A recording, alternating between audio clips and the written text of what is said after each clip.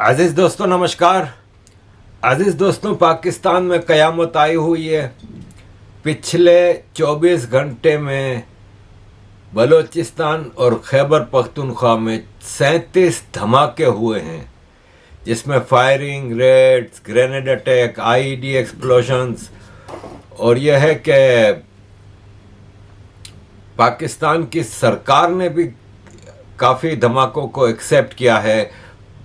Main जो बलूचिस्तान में नौशकी पे हुआ है, मैं डिटेल में उसके ऊपर आने से पहले ज़रा ये बता दूं कि नईम, जिसे अबू कत्ताल के नाम से जाना जाता था, जो हाफिज सईद लश्कर तैयबा का उसका भांजा है, भतीजा है, और उसको जहलम में कत्ल कर दिया गया। जमातुद दावा के हाफिज सईद के भी कत्ल होने की खबर है, लेकिन खबर यही आई है कि ये हमला हुआ था उस वक्त ये हाफिज सईद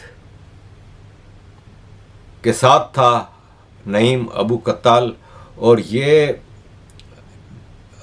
एक्चुअली लश्कर तैयबा के टेररिस्टों को हेड करता था नईम। और 2000 से सन 2000 से ये इन सारी चीज़ों में अपने चाचा हाफिज सईद की मदद करता था। और ये कमांडर था Khuretta launch pad, district Kotli PoJK का। और ये है कि हाफिज सईद और ये आ रहे थे मुलाकात करके अपने कोर कमांडर मंगला से मुलाकात करके ये वापस आ रहे थे, तो इनको मार दिया गया। हाफिज सईद की खबर कंफर्म नहीं है, और इनको लाहौर के हॉस्पिटल में नईम की, अबू कत्ल की लाश को लाहौर के हॉस्पिटल में शिफ्ट किया गया। और हाफिज सईद का ज़ाहिर खबर ना है ना आएगी, क्योंकि इस टाइप की चीज़ों की ये खबर देते नहीं। आपको याद होगा कि हाफिज सईद तो पाकिस्तान के पेपरों में FATF को दिखाने के लिए जेल में था, तो ये बाहर कैसे आ गया? इस तरह के ड्रामे पाकिस्तान आर्मी करती रहती है, लेकिन इस बार आर्मी का कचूमर निकल गया है और चारों तरफ से ये मार खा रहे हैं। ऐसे में ये कोशिश कर रहे हैं कि POJK से लॉन्चिंग कराई जाए, भारत में इन्फिल्ट्रेशन कराई जाए, कश्मीर का डेस्क वापस एक्टिवेट किया जाए और टेररिज्म को वहाँ पे वापस बढ़ावा दिया जाए। ये लश्कर तैयबा के टेररिस्ट हैं सैफुल्ला खालिद। इन्होंने इस फ्राइडे को एक मस्जिद में खुतबा दिया और कहा कि पाकिस्तान का गवर्नमेंट जो है वो फेल हो चुकी है। एब्रोगेशन ऑफ आर्टिकल 370 जब हुआ 2019 में, और यूनाइटेड नेशंस ने हाफिज सईद को डेजिग्नेट करार दिया टेररिस्ट, तो वो पाकिस्तान की गवर्नमेंट की फेलियर थी। और हमने तो 2019 में ही कह दिया था कि तुम कश्मीर के महाज को ठंडा करोगे तो दुश्मन तुम्हारा खैबर पख्तूनख्वा और बलूचिस्तान गर्म करेगा, और फिर यही हुआ। तो अब ये डिमांड्स आ रही हैं कि कश्मीर का महाज वापस गर्म किया जाए। गिरफ्त में था कि हमारे बदनसीब हुक्मरान ये आलमी प्रेशर का शिकार हुए, आलमी प्रेशर का शिकार हुए। और मुझे याद है ये 2019 के अवाइल की बात है, जब इस्लामाबाद के पंजाब हाउस में मजलिस हो रही थी, और उस दौर का वजीर दाखिला शहरयार खान अफरीदी वो सामने बैठा था। उसके और फैसला साज दर्जनों की तादाद में बैठे थे। अमीर हम सब कुछ कुर्बान करने के लिए तैयार हैं, लेकिन एक बात उनको जाके बता देना कि अगर तुम हमारा किरदार माइनस करने की कोशिश करोगे तो कश्मीरी हौसला हार जाएंगे, उनकी तहरीक कमजोर हो जाएगी। और फैसला साजों को बताना है, ये अल्फाज आज भी मेरे कान में गूंज रहे हैं। अमीर मोहतरम ने कहा था कि अफरीदी साहब, फैसला साजों को जाके बताना है जितना तुम कश्मीर काज को कमजोर करोगे, अपनी करतूतों से, अपने किरदार से, अपनी बदअमालियों से, अपने पेट की आग जलाने से और दुनिया से सूदी कर्जों की हिर्स और लालच से जितना कश्मीर काज को कमजोर करोगे, दुश्मन बड़ा कमीना है। मशरक व मगरब में बैठा हुआ हमारा दुश्मन बड़ा कमीना है, वो तुम्हें चैन और सुकून नहीं लेने देगा। तुम कश्मीर को ठंडा करो, वो बलूचिस्तान को गर्म करेगा, वो खैबर पख्तूनख्वा को गर्म करेगा, वो तुम्हारी मस्जिदों को माफ नहीं करेगा, तुम्हारे मदरसों को माफ नहीं करेगा, तुम्हारे बाजारों को माफ नहीं करेगा, तुम्हारी दरसगाहों को माफ नहीं करेगा, तुम्हारे मुल्क को वो अदमे इस्तेहकाम से दो चार कर देगा। ये हुज्जत के तौर पे, दलील और बुरहान के तौर पे ये बात अपने फैसला साजों को जाके बता देना है। आज 6 साल गुजर गए, बताओ लाहौर के वासियों, क्या ऐसा हुआ या नहीं हुआ? अब कश्मीर का महाज गर्म हो ना हो, वहाँ पे भारत की सेना बड़ी चौकस बैठी है, सावधान है और पाकिस्तान की सारी कोशिशों को इन्फिल्ट्रेशन की भारत ने रोका हुआ है। बलूचिस्तान और खैबर पख्तूनख्वा के महाज बहुत गर्म चल रहे हैं। नोशकी के हमले में 50 अहलकारों के मरने की, 50 फौजियों के मरने की तो सरकार भी एक्सेप्ट कर चुकी है, लेकिन BLA का कहना यह है कि 90 अहलकार मारे गए हैं। एक्चुअली क्या है कि पाकिस्तान आर्मी की बसों में जब ये सफ़र करते हैं ना, या गाड़ियों में, तो इनको ख़तरा होता है कि दुश्मन यानी बलोच इनको आसानी से आइडेंटिफाई करके टारगेट कर लेंगे, तो ये अब प्राइवेट बसें हायर करके मूवमेंट करते हैं। और प्राइवेट भी इन्होंने पिंक बसें हायर की थी। पिंक बस लड़कियों के लिए, महिलाओं के लिए होती है, तो इन्होंने पिंक बस हायर की और एक वीडियो वायरल है जिसमें दिखाया जा रहा है कि पाकिस्तान के फौजी अंदर बुरके पहन के बैठे हुए हैं, चादरें ओढ़ के बैठे हुए हैं, ताकि अगर बलोच कर्मचारी उधर से बाहर से कहीं से देखें तो ये लगे कि सब औरतें बैठी हैं। इस तरह की बुज़दिल आर्मी है। अब ये करें तो क्या करें? ये ट्रेन में जाते हैं तो पूरी पूरी ट्रेन उठा ली जाती है। अब पाकिस्तान रेलवे ने बिल्कुल बलूचिस्तान के लिए ट्रेनें सस्पेंड की हुई हैं। ये बसों में आर्मी के कन्वॉय में जाते हैं तो इनका बाजा बज जाता है। अब इन्होंने heavy mechanical transport civilian hire की थी 8, और उसमें बुरके पहन के ये जा रहे थे तो बड़े धमाके हुए और बसें धमाके से उड़ गईं। अब आम समझने की बात है कि एक बस में पाकिस्तान आर्मी कह रही है कि 50 मरे हैं, या कहीं पे कह रही है 13 मरे हैं, कहीं कह रहे हैं 20 मरे हैं। सवाल यह है कि एक बस में कोई 5-10 लोग तो नहीं बैठते, जब 8 बसें आपने हायर की हैं जिसमें 4 मुकम्मल तौर पे तबाह हो गई हैं, तो एक बस में अगर 20-25 भी हों तो 90 तो समझ में आता है कि बिल्कुल है। पाकिस्तान आर्मी इस वक्त अपने जवानों की लाशें ढो रही है, उनको उठा उठा के थक गई है और छुपा छुपा के थक गई है, क्योंकि अगर ये सब लाशें वीडियोज़ आ जाएं और पब्लिक में तो तहलका मच जाए, और अगर कोई और होता ना आसिम मुनीर की जगह तो अब तक रिज़ाइन कर चुका होता किसी शरीफ कंट्री में, किसी महजिब कंट्री में, सिविलाइज्ड कंट्रीज़ में। इस तरह के छोटे से वाक़े पे भी सिक्योरिटी चीफ रिज़ाइन करता है, और पाकिस्तान आर्मी के ऊपर हमले हैं और ये बेगैरत का बच्चा मज़े लूट रहा है। आप यकीन माने, नोशकी के हमले के बाद एक वीडियो वायरल हुई है कि प्रेसिडेंट ऑफ पाकिस्तान आसिफ जरदारी पूरे कन्वॉय में, इतने बड़े सिक्योरिटी कन्वॉय के साथ पोलो देखने गया, पोलो के मैच देखने गया। मतलब आप सोच भी सकते हैं कि प्रेसिडेंट ऑफ पाकिस्तान, अभी ट्रेन का इतना बड़ा वाक़या हुआ है, अभी नोशकी का हुआ है, 37 अटैक हुए हैं पिछले 24 घंटे में, और ये पोलो देख रहे हैं। तो वो एक मशहूर कहावत है ना कि जब रोम जल रहा था तब नीरो बांसुरी बजा रहा था, तो ये भी सब बांसुरी बजा रहे हैं। आसिम मुनीर की हिम्मत नहीं है अभी तक कि वो बलूचिस्तान जाए। बलूचिस्तान अभी तक गया नहीं है। पिछले एक हफ्ते से बलूचिस्तान में पाकिस्तान आर्मी की कयामत आई हुई है उसके ऊपर, लेकिन अभी तक आसिफ जरदारी बलूचिस्तान जाने का सोच भी नहीं सकता। एक और अटैक ग्वादर में कोस्ट गार्ड सेक्टर हेडक्वार्टर में हमला हुआ है। वहाँ भी पूरा मिलिट्री ने एरिया को कॉर्डन ऑफ कर लिया है, लेकिन कोई खबर बाहर नहीं आ रही। अजीज दोस्तों, बलोच कर्मचारी हैं ना, वो सिंपल सा काम करते हैं, वो अटैक करते हैं और फौरन पहाड़ों पे चले जाते हैं।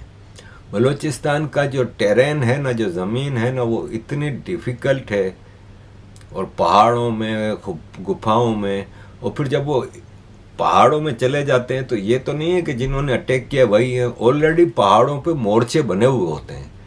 तो पाकिस्तान आर्मी ऊपर की तरफ जाए तो उनके ऊपर से हमले शुरू हो जाते हैं, और ये बुज़दिल इस तरह के रिस्क लेते भी नहीं हैं।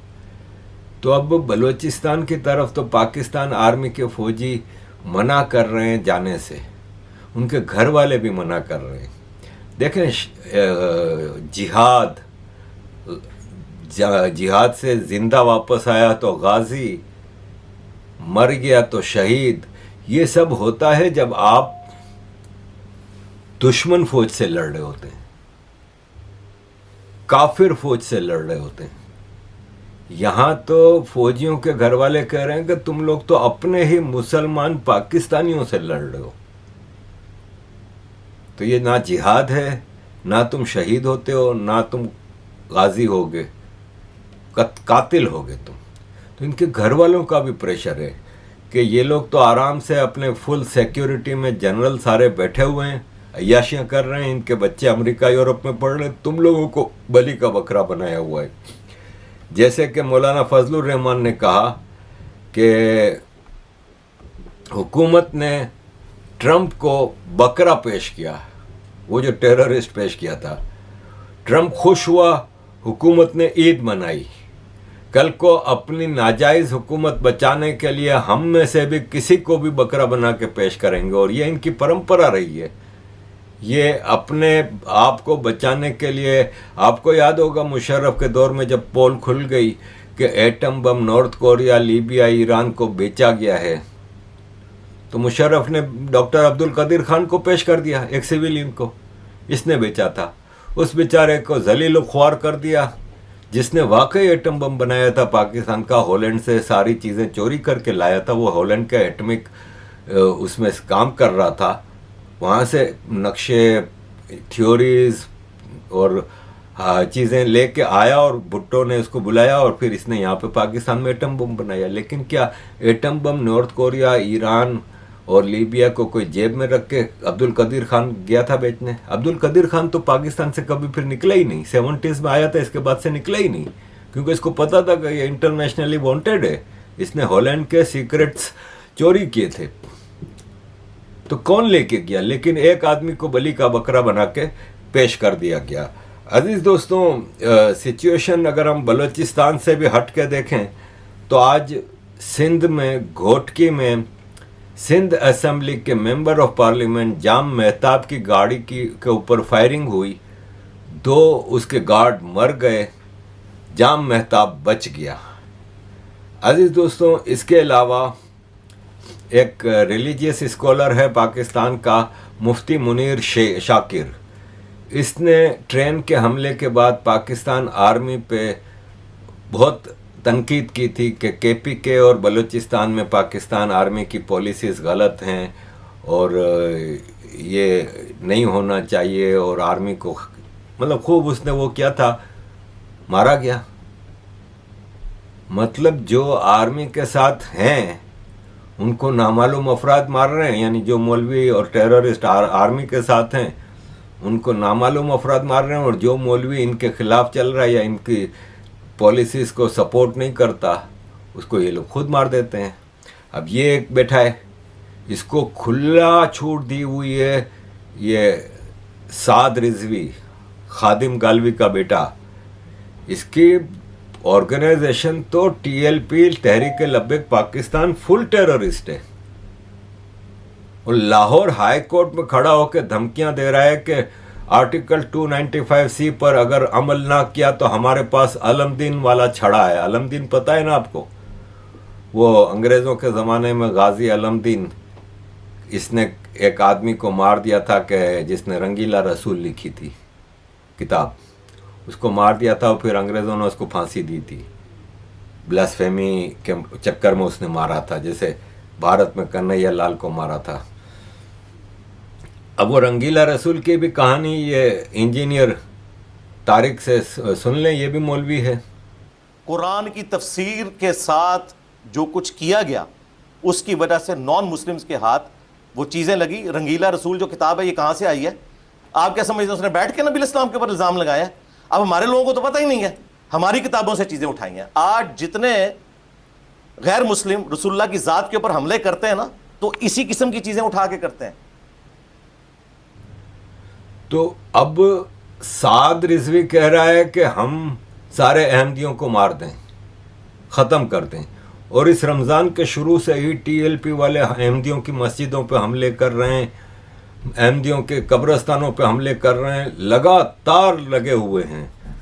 यानी पाकिस्तान आर्मी ने जो टेररिस्ट क्रिएट किए हैं वो अब इनके कंट्रोल में नहीं है। ट्रेनिंग कैंप बनाए हुए हैं इन्होंने, कोटा, हालन नॉर्थ कैंप, तशराजी कैंप, हालन कैंप, ये पाकिस्तान ने ट्रेनिंग कैंप बनाए हुए हैं टेररिस्ट क्रिएट करने के लिए। वापस पाकिस्तान टेररिज्म को अपनी फॉरेन पॉलिसी का कॉर्नर स्टोन बना रहा है और ये पाकिस्तान को भारी पड़ेगा, ये आप लिख के रख लें, ऑलरेडी बहुत भारी पड़ रहा है। आखिरी पॉइंट की तरफ आऊँगा कि अब कुछ नई ला रहे हैं आर्मी के जो स्कॉलर्स हैं कि 1970 से पहले तो बलूचिस्तान था ही नहीं। यहाँ तो छोटी छोटी रियासतें थी, कल्लात, मकरान वगैरह वगैरह। और ग्वादर कौन सा बलूचिस्तान का है? इसको ग्वादर को ओमान ने खरीदा था, ओमान से खरीदा था पाकिस्तान ने।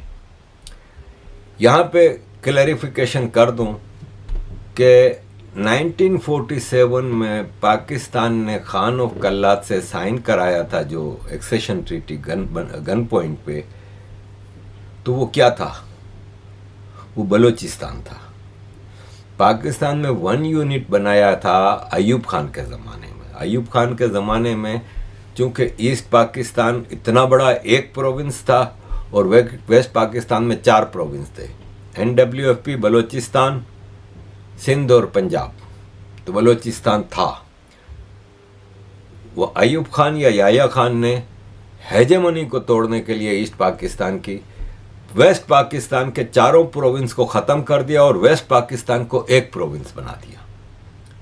तो बलूचिस्तान था। और फिर जब 71 में ईस्ट पाकिस्तान बांग्लादेश बन गया तो 1 यूनिट टूट गया और वापस सिंध, बलूचिस्तान के NWFP और पंजाब। तो बलूचिस्तान 70 से पहले था। जो अयूब खान या याया खान ने जो 1 यूनिट बनाया था उसके नतीजे में तो पंजाब, सिंध और KP भी ख़त्म हो गए थे। ठीक है। दूसरी बात ये कि 47 में बलूचिस्तान था, पाकिस्तान नहीं था। पाकिस्तान ही नहीं था 47 से पहले।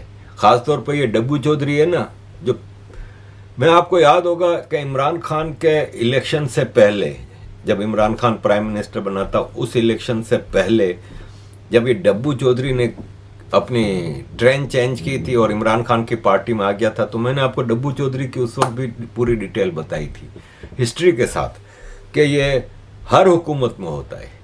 क्योंकि ये जो 100-200 इलेक्टिबल्स होते थे ना, ये आर्मी से पूछते थे इलेक्शन से पहले कि अगली पार्टी किसको जितवा रहे हो आप, तो उस डब्बे में चढ़ जाते थे। तो ये हमेशा ट्रेनें बदलने वाला है। इमरान खान का जनाजा उठा, इधर इसने छलांग मारी चूहे की तरह पीटीआई से निकल के, अभी आज़ाद घूम रहा है। अगले इलेक्शन में कोई ना कोई पार्टी में जाएगा। अभी इसको कोई पार्टी लेने को भी तैयार नहीं है क्योंकि इसका कैरेक्टर इतना गंदा है। तो अभी आर्मी की ज़बान बोलता है। आपको याद होगा कि आर्मी ने इसको उठाया था, भाग रहा था, ये अदालत से भाग रहा था, वो वीडियो भी बड़ी वायरल हुई थी। आर्मी की सेफ हाउसेस में ज़रा इसका ट्रीटमेंट हुआ, इसके बाद ये बिल्कुल आर्मी की ज़बान बोलता है। तो इसने बोला था ये सब कि ग्वादर ओमान, तो बात ये है कि ग्वादर हमेशा से बलूचिस्तान का हिस्सा था। 1700 में या 1800 में ओमान में बगावत हुई थी। उस वक्त ओमान ब्रिटिश कॉलोनी थी, लेकिन क्या है कि वहाँ पे छोटा सा कबीले रहते थे 2-3, तो बगावत हुई। तो उस ओमान के जो उस वक्त के रूलर थे अंडर ब्रिटिश, वो भाग के ग्वादर साथ ही था, कश्ती में बैठ के आ गए ग्वादर। ग्वादर में आए तो बलोचों ने इनको पनाह दी, और ग्वादर में ज़ाहिर एक मच्छरों की बस्ती थी, तो वो ग्वादर उनके हवाले कर दिया कि ये लीजिए आप। अरबों के साथ तो हमेशा पाकिस्तानी और मुसलमान जो हैं वो बड़े वो होते हैं। तो ग्वादर में वो रहे कई साल, और फिर इसके बाद वापस ये ओमान के बादशाह बने, तो उन्होंने ग्वादर को अपना इलाका बना लिया। और उस वक्त अंग्रेज़ों का दौर था, और ग्वादर की कोई सिवाय एक फ़िशिंग पोर्ट के, एक फ़िशिंग बस्ती के, और कोई इसकी अहमियत नहीं थी, तो जाने दिया। और फिर अय्यूब खान ने उससे ओमान से वापस ख़रीद लिया ग्वादर। तो अजीज़ दोस्तों, ये है सारी कहानी, आपके सामने सारी चीज़ें रखी हैं, और आपसे दरख्वास्त है कि हमारे प्रोजेक्ट, हमारे काम को सपोर्ट कीजिए। थैंक यू वेरी मच अजीज़ दोस्तों फॉर ऑल योर सपोर्ट।